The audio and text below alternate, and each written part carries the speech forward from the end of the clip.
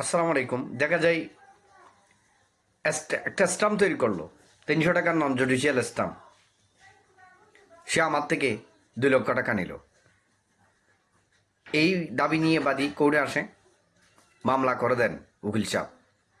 কিন্তু এখানে অ্যাডভোকেট সাহেবের কাছে মামলা করার জন্য আসলো, কিন্তু যে স্টাম্প তৈরি করলো সে স্টাম্পটা কিন্তু কোনো বিজ্ঞ আইনজীবী দিয়ে তৈরি করে নাই, নিজেরা তৈরি করেছে কম্পিউটার ম্যান থেকে, যে কোনো একটা লোকাল দোকান থেকে।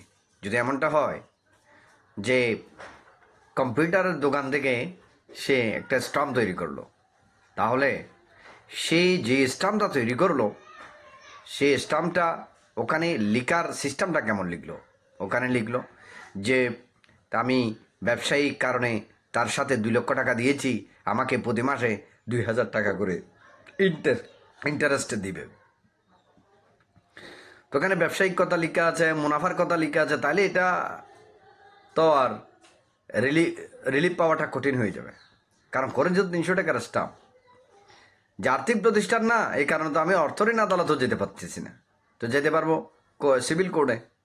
ফৌজদারি কোর্টে যদি আমি এই 300 টাকার স্টাম্প নিয়ে 406-এ যাই, বা সাথে 420-ও দিলাম, তাহলে তো যে দেখা যাবে এখানে 406-এর কজ অফ অ্যাকশন অ্যারাইজ করে না। 406 কি? 406 হলো যে ক্রিমিনাল ব্রিচ অফ ট্রাস্ট, অপরাধমূলক বিশ্বাসভঙ্গ।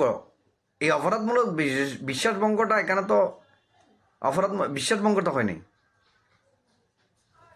এখানে যেমন মনে করেন সে ব্যবসায়ীর জন্য 2 লক্ষ টাকা দিল, ওখানে তো এটা ব্যবসায়িক বিশ্বাসভঙ্গ, সরল বিশ্বাসী বিশ্বাসভঙ্গ হয়নি।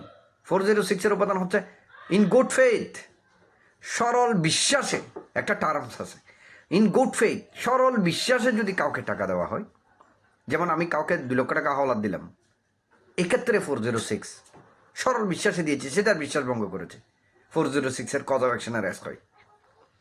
তাহলে এখানে তো 406-এর বিষয় আসে না, বিষয়টা সিভিল কোর্টে চলে যায়, তখন রিলিফ পাওয়া কঠিন হয়ে যাবে।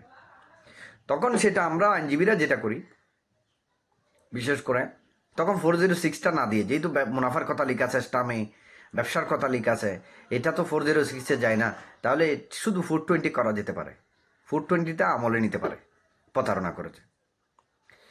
তো 420-তে তো এটা বেলেবল সেকশন, যেহেতু বেলেবল সেকশন, এখানে ইনস্ট্যান্ট কোনো রিলিফ নেই। সাক্ষী প্রমাণে প্রমাণিত হতে হবে, তারপরে 7 ইয়ার্স ইমপ্রাইজনমেন্ট উইথ লায়াবিল টু ফাইন।